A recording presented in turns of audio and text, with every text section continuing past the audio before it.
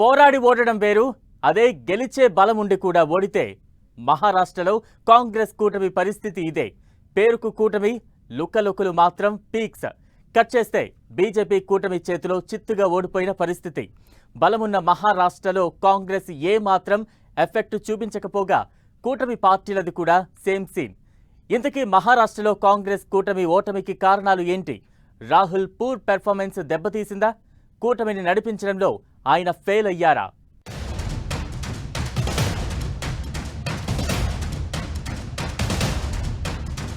లోక్సభ ఎన్నికల్లో అదుర్స్, ఇప్పుడు బెదుర్స్.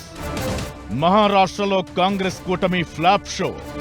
Rahul performance weakest of the week. కూటమిని నడిపించడంలో రాహుల్ ఫెయిల్. మహాలో కాంగ్రెస్ కూటమిని దెబ్బేసిందేంటి? నిన్న హర్యానా, ఇవాళ మహారాష్ట్ర. గెలవాల్సిన రాష్ట్రాలు, గెలిచే బలమున్న రాష్ట్రాలు. అయినా సరే కాంగ్రెస్ ఓడిపోయింది. తమతో కూడిన పార్టీలను ఓడించింది. హస్తం పార్టీనే ఇప్పుడు భారంగా మారుతుందా అనే జోకులు పేలుతున్నాయి సోషల్ మీడియాలో. మిగతా రాష్ట్రాలతో కంపేర్ చేస్తే మహారాష్ట్రలో కాంగ్రెస్ కు మంచి కార్యకర్తల బలముంది. ఇదే ఇప్పుడు మహారాష్ట్రలో హస్తం పార్టీ కొంప ముంచిందా అంటే అవును అనే సమాధానమే వినిపిస్తోంది. బలం ఎక్కువ కావడంతో లీడర్లు ఎక్కువే. ఎన్నికలకు ముందు నుంచే సీఎం సీటు కోసం యాగి మొదలు పెట్టారు. అది కూటమిని వీక్ చేసింది. ఫలితం ఎన్నికల్లో ఘోర పరాభవం. స్ట్రాటజీ సరిగా లేదు. ప్రచార వ్యూహాలు కరెక్ట్ అనిపించలేదు. చాలా కారణాలు మహారాష్ట్రలో కాంగ్రెస్ కూటమిని దెబ్బేశాయి. చరిత్ర మరిచిపోలేని పరాజయాన్ని మూటగట్టుకునేలా చేశాయి. పార్లమెంటు ఎన్నికల్లో సత్తా చాటిన పార్టీలు అసెంబ్లీకి వచ్చేసరికి వెనక్కే ఉండిపోయాయి. లోక్సభ ఎన్నికల్లో కాంగ్రెస్ 13, ఉద్ధవ్ శివసేన 9, శరద్ పవార్ పార్టీ 8 స్థానాల్లో విజయం సాధించాయి. అయితే ఇప్పుడు మాత్రం 3 పార్టీలు తుస్సుమనిపించాయి. ప్రతి అడుగులోనూ వైఫల్యమే కనిపించింది కాంగ్రెస్ కూటమి విషయంలో. ప్రచారంలో 3 పార్టీల మధ్య కోఆర్డినేషన్ మిస్సింగ్ క్లియర్ గా కనిపించింది. కూటమిలోని 3 పార్టీల్లో ఒక్కొక్కరి ప్రచార శైలి ఒక్కోలా కనిపించింది. ఒక్కో పార్టీ ఒక్కో సమస్యను హైలైట్ చేస్తూ ఓటర్ను కన్ఫ్యూజ్ చేసింది. ఇక మహారాష్ట్ర ఆత్మ గౌరవం అంశాన్ని యూజ్ చేసుకోవడంలో కాంగ్రెస్ కూటమి ఫెయిల్ అయింది. శివసేన చీలిక వ్యవహారంలో ఉద్ధవ్ ఠాక్రేపై ఉన్న సింపతిని ఎన్కాష్ చేసుకోవడంలో కూటమి ఫెయిల్ అయినట్టు కనిపిస్తోంది. ఇక కాంగ్రెస్ కూటమి ఎన్నికల మేనిఫెస్టో కూడా పెద్దగా గొప్పగా ఏమీ అనిపించలేదు. బీజేపీ కూటమి ఎన్నికల హామీలకు కొనసాగింపుగా ఉన్నాయి తప్ప కొత్తగా ఏం చేసేది, ఎలా చేసేది చెప్పలేకపోయారు. ఇది ఓటర్లపై ప్రభావం చూపించింది. ఇక రైతుల్లో షిండే సర్కార్ మీద వ్యతిరేకత ఉందని తెలిసి కూడా వారిపై దృష్టి సారించడంలో కాంగ్రెస్ కూటమి ఫెయిల్ అయింది. ముఖ్యంగా సోయాబీన్, పత్తి, ఉల్లి రైతుల కష్టాలను పట్టించుకున్నట్లు కనిపించలేదు. షిండే సర్కార్ వైఫల్యాలను ఎండగట్టడంలోనూ కాంగ్రెస్ కూటమి వెనక్కే ఉండిపోయింది. మాల్వాలో శివాజీ విగ్రహం కూల్చివేత, బద్లాపూర్ రేప్ కేసును హైలైట్ చేయలేకపోయింది. బీజేపీ కూటమిపై దూకుడుగా వెళ్లి జనక్షేత్రంలో నిలదీయడంలో కాంగ్రెస్ కూటమి సక్సెస్ కాలేకపోయింది. బీజేపీ మిత్రపక్షాలు ఆలోచించుకుని డ్యామేజ్ రిపేర్ చేసుకున్నారు. అదే కాంగ్రెస్ పార్టీ వాళ్ళ విరోధి నిద్రలేపకుండా ఉండుంటే వాళ్ళకి ఎదురు. ఇది ఒక పెద్ద తప్పు కాంగ్రెస్ పార్టీ చేసింది. అనవసరమైన విమర్శలు చేసి తర్వాత వాళ్ళని యూనిటీ తీసుకొచ్చి వాళ్ళని గెలిపించింది కాంగ్రెస్ పార్టీ. ఆదివాసీలు, దళితులు, ముస్లిం, కుంభీ వర్గాలను చేర్చుకోవడంలో కాంగ్రెస్ కూటమి ఫెయిల్ అయింది. చిన్న చిన్న పార్టీలు కలిసి వంచిత్ బహుజన్ అఘాడీగా ఏర్పడ్డాయి. ఆదివాసీ, దళితుల్లో చాలా మంది ఓటర్లు వంచిత్ బహుజన్ అఘాడీ వైపు మొగ్గు చూపారు. దీంతో ఓట్లు చీలి కాంగ్రెస్ ఓటమికి మరో కారణంగా మారింది. ఇదంతా ఎలా ఉన్నా కూటమి పార్టీల మధ్య సరైన సమన్వయం లేకుండా పోయింది. అసంతృప్తి సెగలు కక్కింది. గతంలో వీర్ సావర్కర్ టార్గెట్ గా రాహుల్ చేసిన విమర్శలు ఉద్ధవ్ సేన, శరద్ పవార్ ఎన్సీపీకి కోపం తెప్పించాయి. దీంతో రాహుల్ ను ప్రచారానికి దూరంగా ఉంచారు. అయితే అప్పటికే జరగాల్సిన నష్టం జరిగిపోయింది. వీర్ సావర్కర్ పై రాహుల్ చేసిన వ్యాఖ్యలను బీజేపీ కూటమి హైలైట్ చేసింది. దీంతో ఓ వర్గం కాంగ్రెస్ కూటమికి దూరమైంది. ఆ ప్రభావం ఎన్నికల ఫలితాల్లో స్పష్టంగా కనిపించింది. పైగా కాంగ్రెస్ కూటమిని రెబెల్స్ భారీగా దెబ్బతీశారు. వాళ్లను బుజ్జగించి వెనక్కి రప్పించాల్సింది పోయి సస్పెండ్ చేయడంతో ఆ ఎఫెక్ట్ క్షేత్రస్థాయిలో కనిపించింది. ఇక శరద్ పవార్ ఫ్యాక్టర్ కూడా కాంగ్రెస్ కూటమి మీద భారీ ప్రభావం చూపించినట్లు క్లియర్ గా అర్థమవుతోంది. తన రాజ్యసభ పదవీ కాలం 2026లో ముగుస్తుండటంతో యాక్టివ్ పాలిటిక్స్ నుంచి తప్పుకోవాలనే ఆలోచనతో ఉన్నట్లు ఓ ఎన్నికల సభలో శరద్ పవార్ చెప్పిన మాట కాంగ్రెస్ కూటమికి శాపంగా మారింది. ఈ ఎన్నికల్లో అది గట్టిగా ప్రభావం చూపించింది. ఎన్నికలకు దూరంగా ఉంటానన్న శరద్ పవార్ మాటలు ఎన్సీపీతో పాటు కాంగ్రెస్, ఉద్ధవ్ ఠాక్రే పార్టీని నిండా ముంచినట్లు కనిపిస్తోంది. ఆ మూడు పార్టీలు పార్లమెంటు ఎన్నికల్లో ఉన్నంత కలిసికట్టుగా అసెంబ్లీ ఎన్నికల్లో లేవని క్లియర్ గా అర్థమైంది. శరద్ పవార్ వ్యాఖ్యలతో ఆ పార్టీకి పడాల్సిన ఓట్లు బీజేపీ కూటమికి పడినట్లు అనిపిస్తున్నాయనే అభిప్రాయాలు వినిపిస్తున్నాయి. ఇక పొత్తు అన్న మాటే గాని మూడు పార్టీల మధ్య చాలా లోకలోకలు కనిపించాయి. ఈ ప్రభావం క్షేత్రస్థాయిలో భారీగా పడినట్లు ఫలితాలతో అర్థమవుతోంది. మూడు పార్టీల మధ్య ఓట్ల బదలాయింపు సరిగా జరిగినట్లు కనిపించడం లేదు. లోక్సభ ఎన్నికల ముందు జోడో యాత్రతో, ఎన్నికల తరువాత లోక్సభలో తన మాటలతో దూకుడు మీద కనిపించిన రాహుల్ గాంధీ మహారాష్ట్రలో మాత్రం పెద్దగా ఎఫెక్ట్ చూపించలేకపోయారు.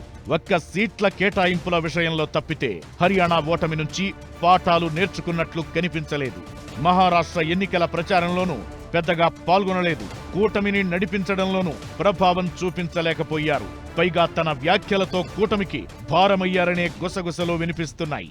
కారణాలు ఎలా ఉన్నా కాంగ్రెస్ కూటమి మాత్రం దారుణ పరాభవాన్ని మూటగట్టుకుంది.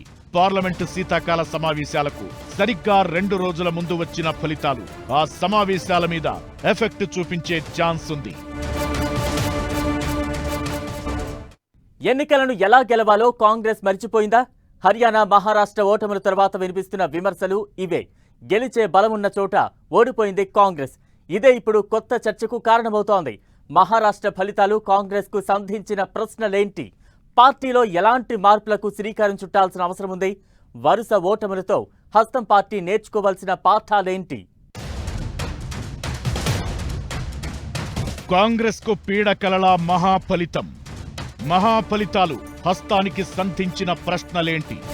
కాంగ్రెస్ నేర్చుకోవాల్సిన పాఠాలేంటి?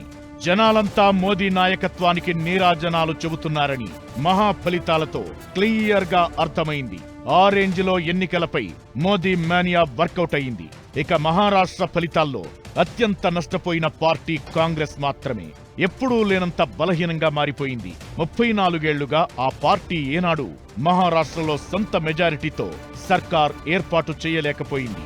శరద్ పవార్ పార్టీ నుంచి బయటకు వెళ్లి సొంత కుంపటి పెట్టుకోవడంతో 1995లో కాంగ్రెస్ 80 సీట్లకే పరిమితమైంది. అప్పుడు మొదలైన డౌన్ ఫాల్ ఇంకా కంటిన్యూ అవుతూనే ఉంది. ఈ ఎన్నికల్లో అది పీక్స్ లో కనిపించింది. 2014లో మోదీ హవాతో మహారాష్ట్రలో కాంగ్రెస్ కు తీవ్రంగా దెబ్బపడింది.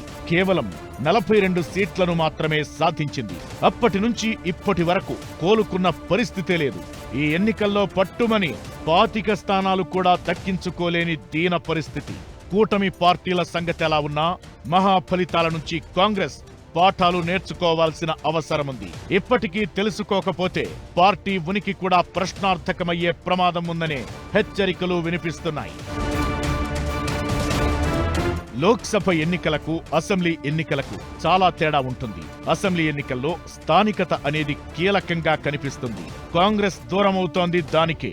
మోదీ వ్యతిరేకత, జాతీయ విధానాల మీద ఆధారపడితే మహారాష్ట్ర లాంటి ఫలితాలే వస్తాయి. గ్రాస్ రూట్స్ లో దృష్టి పెట్టాలి. రాష్ట్రాల సమస్యలపై గళమెత్తాలి. స్థానికంగా నాయకత్వాన్ని నిర్మించుకోవాలి. క్షేత్రస్థాయిలో పార్టీని స్ట్రాంగ్ చేసుకున్నప్పుడే ఆ ఫలితం రాష్ట్ర స్థాయిలో కనిపిస్తుంది.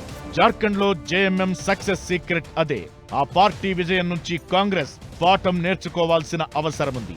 మహారాష్ట్రలో బీజేపీ సక్సెస్ అయింది, కాంగ్రెస్ బోర్లా పడింది అక్కడే.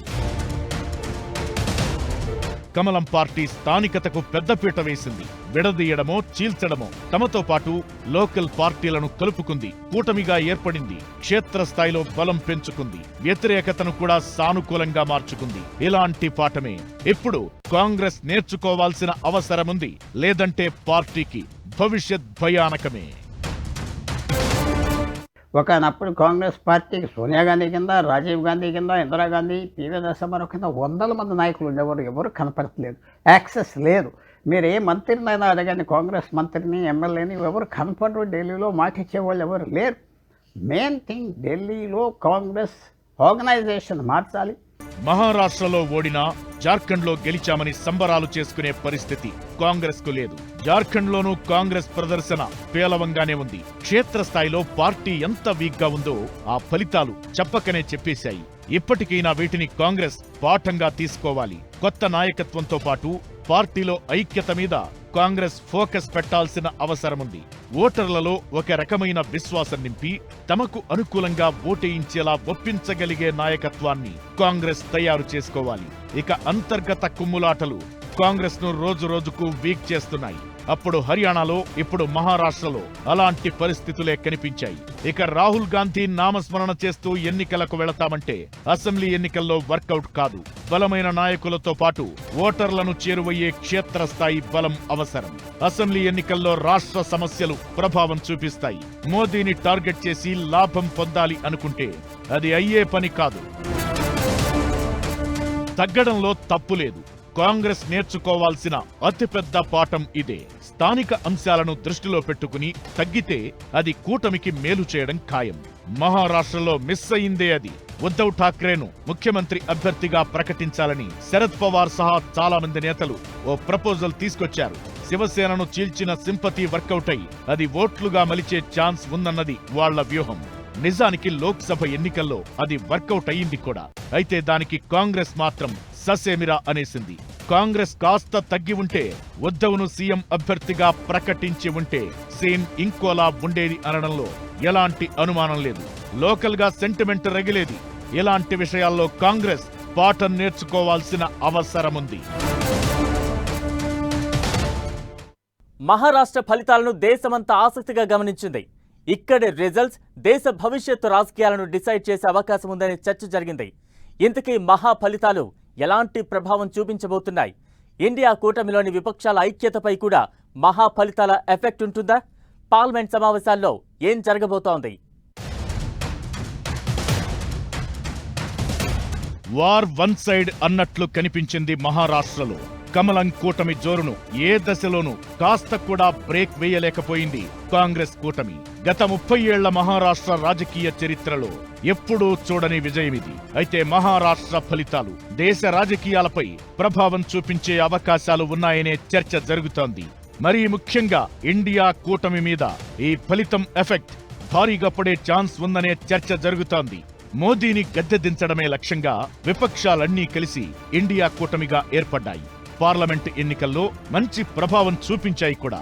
అయితే అసెంబ్లీ ఎన్నికలకు వచ్చేసరికి సీన్ రివర్స్ అవుతోంది. కాంగ్రెస్ ప్రతిసారి బోర్లా పడుతోంది. హస్తం పార్టీ తీరుతో ఇండియా కూటమిలోని మిగతా పార్టీల్లో ఆలోచన స్టార్ట్ అయిందని, అది విపక్షాల ఐక్యతపై ప్రభావం చూపే ఛాన్స్ ఉందనే అభిప్రాయాలు వినిపిస్తున్నాయి.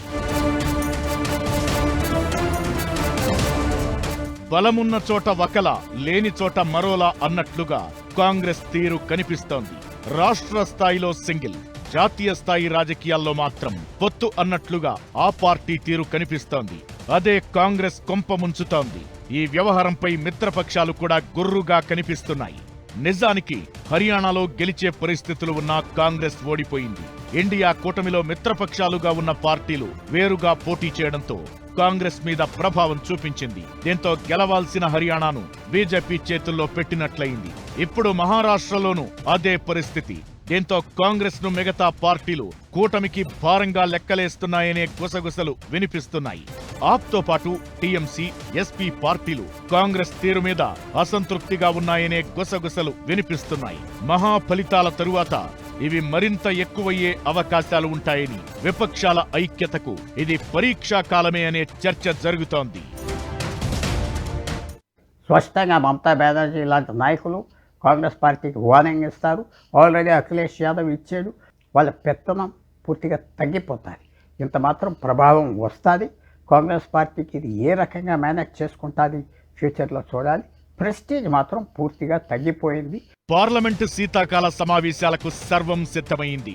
అదానీపై అరెస్టు వారెంటుతో పాటు మణిపూర్ మంటలు, వక్ఫ్ బోర్డ్ వ్యవహారం, ఇలా చాలా అంశాలు చర్చకొచ్చే అవకాశముంది. ప్రతిపక్ష నాయకుడిగా రాహుల్ గాంధీ ఈ సమావేశాల్లో దూకుడు చూపించే అవకాశాలు ఉన్నాయి. ఈ సమావేశాలపై మహారాష్ట్ర ఫలితాలు ఎఫెక్ట్ చూపించే అవకాశముంది. విపక్షాలు చేసే విమర్శలకు మహా ఫలితాలను ఆధారంగా చేసుకుని బీజేపీ ఆన్సర్ ఇచ్చే ఛాన్స్ ఉంది.